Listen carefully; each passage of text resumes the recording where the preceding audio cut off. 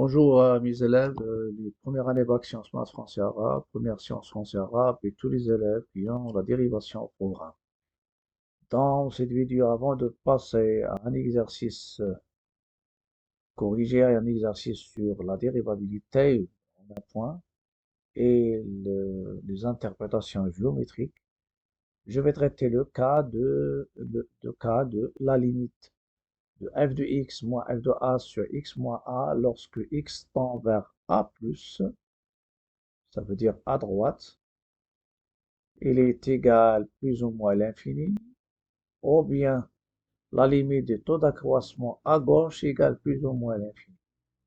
Dans ces cas, f n'est pas dérivable à droite ou à gauche au point A, et C de f, il va admettre une demi-tangente verticale à droite ou à gauche au point A de coordonnées AF de A, et cette demi-tangente, ça sera soit dirigée vers le haut, comme le cas ici, et à gauche, la courbe il va décroître et il va normalement toucher la tangente au point tangent. Et ce point tangent, c'est quoi? C'est le A de coordonnées petit a et F de petit a. Ça, ce sont les axes. Et on verra que ça va représenter un cas d'un taux d'accroissement, la limite de f de x moins f de a sur x moins a lorsque x tend vers a moins égal à moins l'infini. Je vais revenir à celle-ci.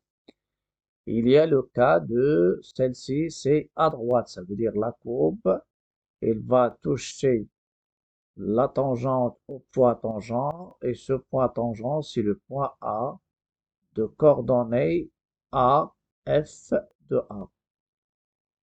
Les deux sont dirigés vers le haut, on peut avoir dirigé vers le bas. Ça, c'est X, Y.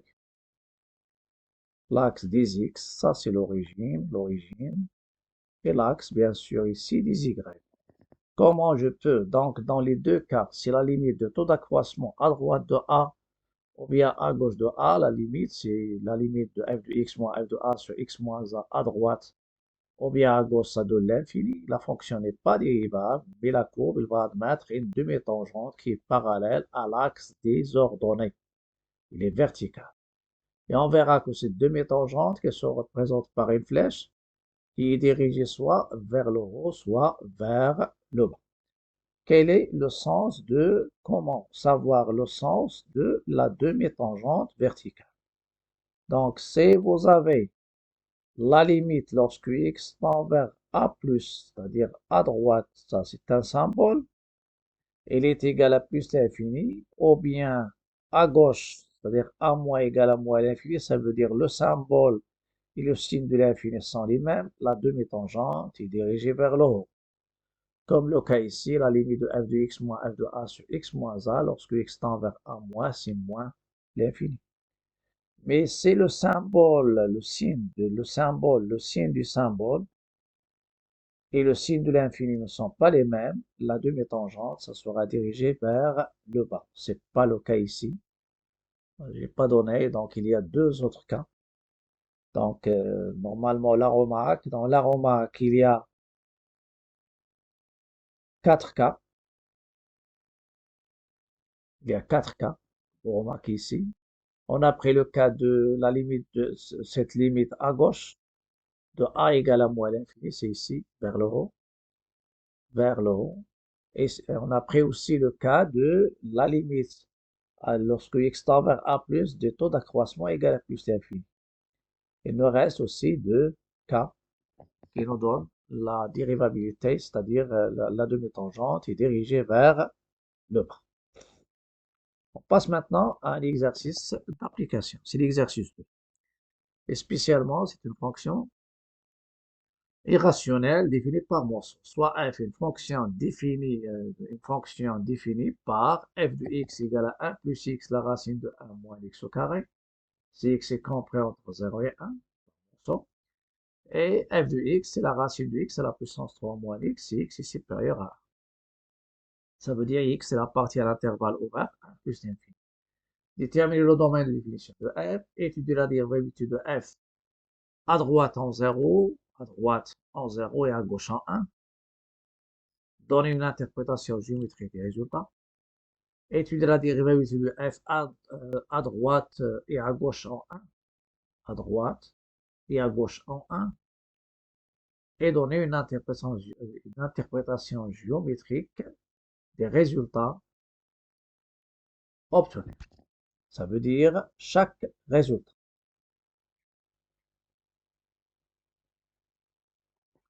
Chaque résultat obtenu, ça veut dire deux interprétations géométriques. Mettre pause pour passer à la recherche et après revenir aux solutions. Pour les solutions, je commence par le domaine de définition. C'est une fonction qui est définie par morceau, mais comment je vais trouver le domaine de définition de cette fonction? Vous avez x appartient à d de f, c'est seulement si le premier morceau, qui est la racine de f de x, c'est déjà f de x, il est défini par 100 morceaux en plus. Je reviens à l'expression de la fonction f. F de x, il est défini par morceau. C'est x plus a la racine de 1 moins x carré pour x compris entre 0 et 1. Et f de x, c'est la racine carrée de x à la puissance 3 moins x pour x est strictement supérieur à 1. Donc, il y a deux conditions. Il faut que celle-ci, ce qui est à l'intérieur, soit positive ou nulle pour que la racine existe. Avec la condition x entre 0 et 1, c'est ça la condition, c'est une condition. Ou, et le ou, ça va se transformer en union. X à la puissance 3 moins x, soit positive ou nulle, et la condition x supérieur ou égal, supérieur strictement à 1. Ce sont des conditions ici. Ça, c'est conditions de partage. Donc, comment je vais résoudre le problème? Normalement, ici, 1 moins x carré, il est positif ou nul, et s'annule en moins 1, vous faites 1 moins x carré égale à 0, ça donne x carré égale à 1, donc x égale à plus ou moins 1. Le coefficient de x carré, c'est négatif, donc il est ici positif, mais avec la condition donnée, ça va nous donner l'intervalle 0 à 1. Donc, x appartient à d de f. La première avec cette condition qui est l'intersection ici,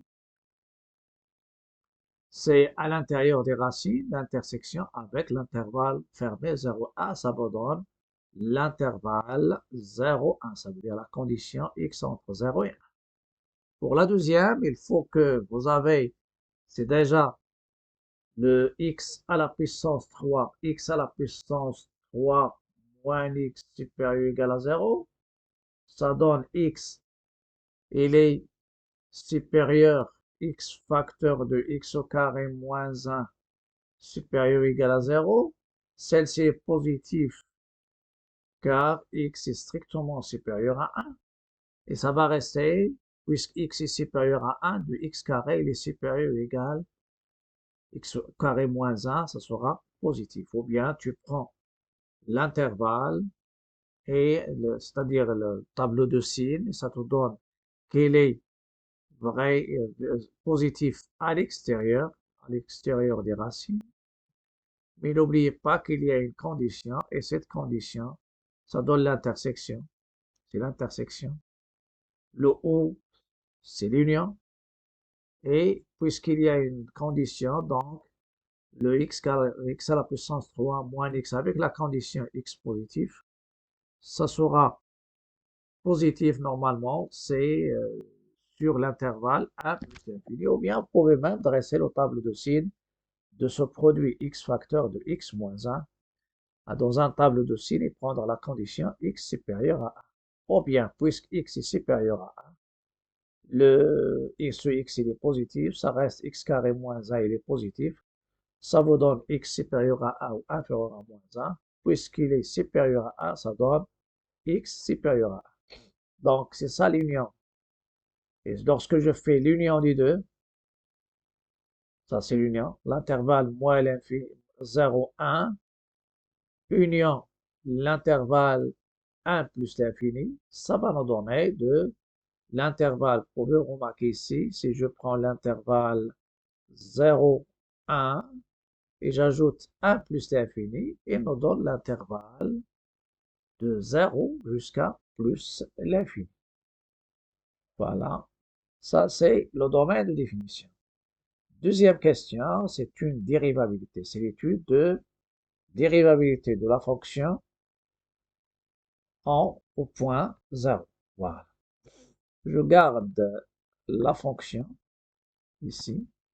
Dérivabilité à droite au point 0. Donc, lorsque x s'approche de 0 plus, je vais prendre ce morceau. Donc, je vais étudier la limite du taux d'accroissement. Donc, ici, je prends un x strictement supérieur, ou bien il appartient à l'intervalle ouvert 0,1 pour pouvoir diviser par x. Et je vais simplifier ce taux d'accroissement.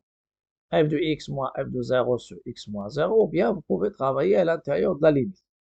Donc, c'est la limite de 1 plus x, la racine de 1 moins x au carré, moins f de 0, c'est f de moins 1, sur x.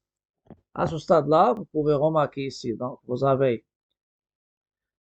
vous factorisez par la racine de 1 moins x au carré, ça donne x plus a, la racine de 1 moins x carré, moins 1. Et après, donc, lorsque vous factorisez, ça va vous donner la racine de 1 moins x au carré, facteur de, ou bien on développe, ça donne x la racine de 1 moins x au carré, plus la racine de 1 moins x au carré, moins x, le taux sur x. Comment puis-je faire pour sortir de cette limite? C'est-à-dire, si je passe à la limite, ce sera une forme indéterminée. Donc, si vous calculez avec la limite, ça va vous donner ici le 0 fois 1, c'est 0 sur 0, c'est 0. Et ici, vous avez 1 moins 1, c'est 0 sur 0. Donc, je dois la diviser en 2, c'est-à-dire en 2, où il y a 0 sur 0, c'est celui-là. Et je fais la simplification, donc je vais la diviser en deux rapports. Et après, et la division, ça se fait comme ça.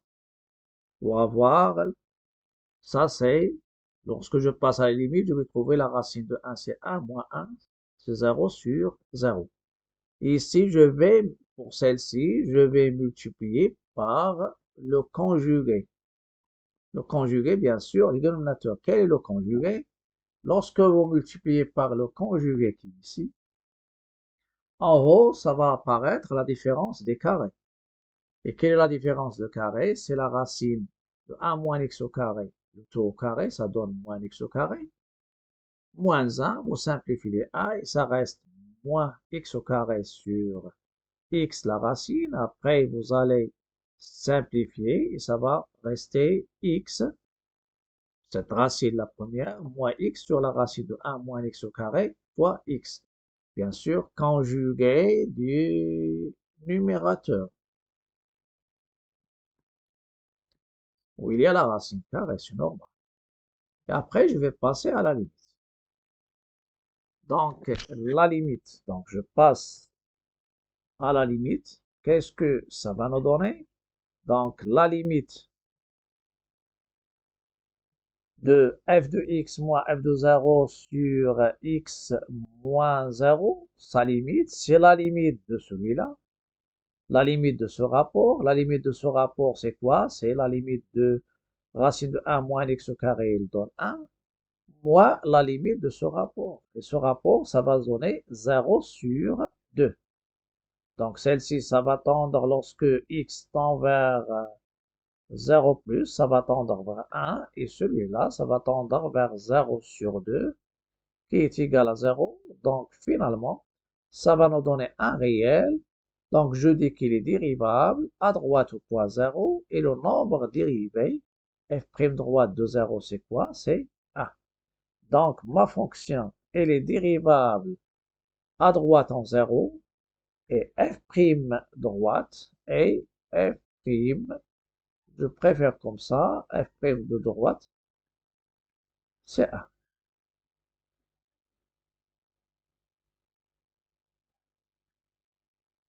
Après, on doit interpréter le résultat géométriquement ou bien graphiquement. Je dis que la courbe de f admet une demi-tangente, tangente, une demi-tangente, voilà, une demi-tangente au point A de coordonnées 0, 0, de coefficient directeur, f' droite, ou bien, je dis, cette demi-tangente qui est t, je l'annonce t, cette demi-tangente, quelle est son équation? C'est y égale f' droite de 0, facteur de x moins 0, plus f de 0, et j'ajoute x supérieur ou égal à 0. Ça va nous donner son équation. F' de 0, f' droite, on a trouvé 1. Donc, c'est 1 fois x. F de 0, c'est moins 1. Je pense que f de 0 c'est 1. C'est ça. F de 0, c'est 1. Et finalement, l'équation, ça sera y égale x f de 0. Donc, f droite, c'est 1, mais f de 1. Donc, quelle est l'équation? Ça reste, ça c'est 1, c'est x, plus 1, et je fais x supérieur ou égal à 0. Lorsque tu prends 0, y égale à 1, c'est le point tangent. Même la première, c'est une interprétation. Mais celle-ci, c'est pour représenter. Si on veut représenter, ça marche. L'équation, ça marche. Mais si on veut donner le point tangent et le coefficient directeur, c'est aussi juste. Je passe maintenant à l'étude de la dérivabilité de f à gauche au point A. À gauche au point A, je prends la partie qui est définie pour x inférieur ou égal à 1, bien inférieur strict. Donc la même chose ici. Vous avez f de 1, c'est 0, et je prends x dans l'intervalle 0, 1. Je préfère travailler avec la limite directement, ou bien vous pouvez, on peut avoir simplifié et après passer à la limite. F de x moins f de 1 sur x moins 1 sur 1 plus x au carré, la racine de 1 moins x au carré, moins f de 1 c'est 0 sur x moins 1. Pour remarquer ici qu'il y a 0 sur 0, qu'est-ce qu'on a fait? On a multiplié en haut et en bas par la racine. Ça veut dire ça devient la racine, le tout au carré, sur la racine. C'est un conjugué spécial. Le 1 plus x, ça reste x moins 1. Ici, j'ai multiplié la racine en haut et en bas. Le carré, et j'utilise l'identité remarquable. Après, ça va nous donner, c'est moins. Oui, après avoir simplifié, vous avez 1 moins x au carré, c'est quoi? Vous avez 1 moins x au carré. 1 moins x au carré, c'est 1 moins x facteur de 1 plus x. Voilà. Après, on a simplifié par x moins 1, ça reste son moins. Et le 1 plus x fois 1 plus x, ça donne 1 plus x au carré. Et puisque la limite de 1, la racine de 1 moins x au carré lorsque x tend vers 1 moins, c'est un 0 qui vient de la racine carrée, donc c'est un 0 positif. Et la limite du numérateur, ça donne moins 4. Et moins 4 sur 0 plus, dans le langage de limite, c'est moins l'infini. Donc je vais trouver comme limite le taux d'accroissement, c'est moins l'infini. Donc, alors la limite de moins 1 plus x carré sur la racine, lorsque x tend vers 1 moins, c'est moins l'infini. La limite de taux d'accroissement, c'est aussi c'est moins l'infini. Et dans ce cas-là, je dis f n'est pas dérivable à gauche en x0 égale 1. Il nous reste maintenant la dérivabilité pour le, euh, au point à droite au point 1.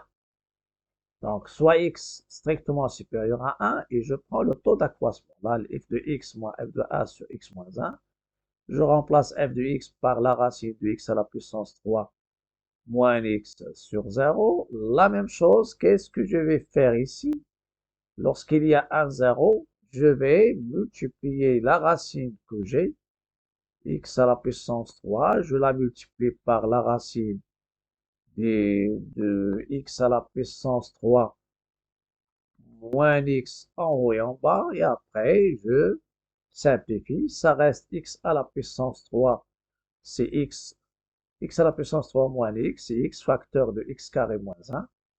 Donc, après je simplifie par x moins 1 pour sortir de la forme indéterminée. Ça reste x carré plus x sur la racine de x à la puissance 3 plus 1 moins x. Celui-là, ça va tendre vers un 0 positif. Et en haut, c'est un 2. Et puisque la limite de la racine de x à la puissance 3 sur moins x, lorsque x tend vers 1 plus, c'est un 0 plus, et le dénominateur, il tend vers 2 qui est positif, alors la limite de x carré plus x sur la racine de x à la puissance 3 moins x, ça donne plus l'infini. Donc, la limite de taux d'accroissement à droite de A, c'est plus l'infini. Et par suite, f n'est pas dérivable à droite au point. Qu'est-ce que je vais conclure dans l'interprétation géométrique? Pour la première, je dis que la courbe de f admet une demi-tangente verticale à gauche au point de coordonnées 1, 0. Point, par exemple, de coordonnées 1, 0. Et quel est son sens? Vous avez moins avec moins l'infini, donc ça sera dirigé vers le haut, c'est-à-dire au point B de coordonnées 1, 0. Ça sera dirigé vers le haut. Et puisque c'est à gauche, donc la courbe, il va décroître, il va toucher la tangente. Dans le tableau de variation, on va trouver qu'elle est décroissante. Mais ici, à droite, au point 1, normalement ici, la limite de taux d'accroissement à droite de 1, c'était plus l'infini. Donc la fonction n'est pas dérivable, mais la courbe, il va admettre une demi-tangente verticale aussi, dirigée vers le haut, parce que vous avez à droite avec plus l'infini, vers le haut, au point B de coordonnées 1, 0, et la courbe, elle doit être dans le tableau de variation croissante. Donc ça, c'est une partie de la courbe de f. Donc, puisque c'est la même demi-tangente, la courbe, il va la toucher du côté gauche et il va la toucher du côté droit. Donc, je peux dire que la courbe, il admet une demi-tangente verticale au point de coordonnées 1, 0. Donc, la dernière question, interprétation géométrique du résultat. Je dis que la courbe de f admet une demi-tangente, une demi-tangente, une demi-tangente, soit je dis verticale, en point, c'est pas A, parce qu'on a déjà utilisé A, coordonnée 0, 1, c'est le point B, parallèle à l'axe des ordonnées, et cette demi-tangente, il est dirigé vers le haut. Et c'est le cas, je vais la schématiser encore. C'est ça le cas de ma demi-tangente qui est verticale. Donc, soit je dis verticale ou bien parallèle à l'axe des ordonnées. Voilà, c'est ça la demi-tangente, c'est ça le point tangent. Et d'après, c'est-à-dire la représentation graphique, la courbe, il doit descendre et toucher la tangente au point tangent. Ça, c'est la situation qui est à gauche. Voilà. Il va descendre, il va toucher la tangente au point tangent. Voilà, ici, ça c'est soit ce cas-là. Il y a l'autre cas. À droite, il va croissante. Donc, sur le tableau de variation, au point, c'est-à-dire au point x égale x0 qui est égal à 1, je dois trouver la fonction, il décroît jusqu'à, c'est ça le point 1, 0, et après, il va croître. Donc ça, on ne peut pas avoir une contradiction avec normalement avec l'interprétation géométrique. Donc avec les tangentes et les demi-tangentes, on peut corriger s'il y a des erreurs sur le tableau de variation et inversement. Donc ici, soit je dis parallèle à l'axe des abscisses, ou bien à l'axe des ordonnées, par exemple, pardon, ou bien je dis tout simplement une demi-tangente verticale, la direction vers le haut et bien vers le bas.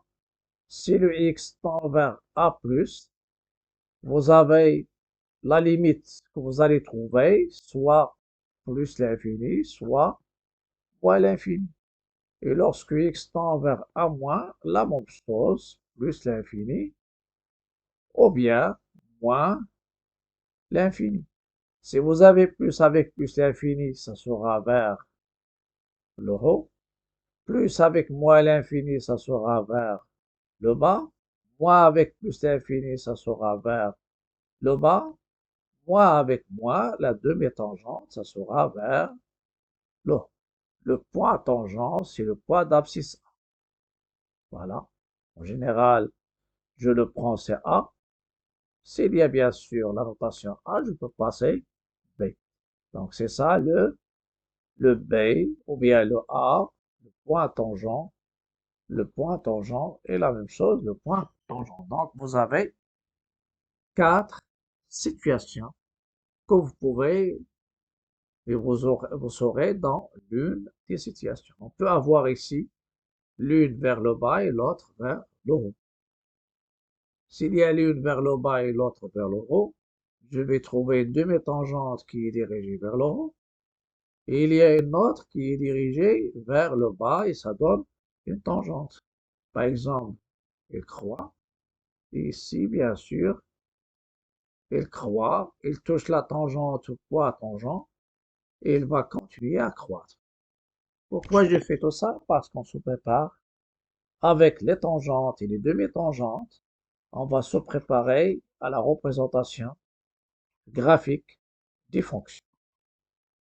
Une fois on ajoute les variations qui viennent de ce qu'on va appeler la dérivée d'une fonction, qui sont notre f' de x, qu'on doit la dériver à partir de l'expression de la fonction f, qui est f de x, et en se basant sur les dérivées des fonctions usuelles, et aussi les opérations sur les fonctions dérivables. On trouve une fonction dérivée, son expression f' de x. Si elle est positive, la fonction sera croissante, et sur les intervalles où il est négatif, elle est décroissante. Une fois on a tableau de variation, pour tracer, on peut avoir l'allure de la courbe, mais pour tracer la courbe, dans ce cas-là, on doit parler des asymptotes, c'est-à-dire les branches infinies, asymptote horizontale, asymptote verticale, asymptote oblique, et il y a aussi les branches paraboliques. Donc ça sera tout pour cette vidéo. N'oubliez pas de liker, partager, commenter, et à la prochaine vidéo.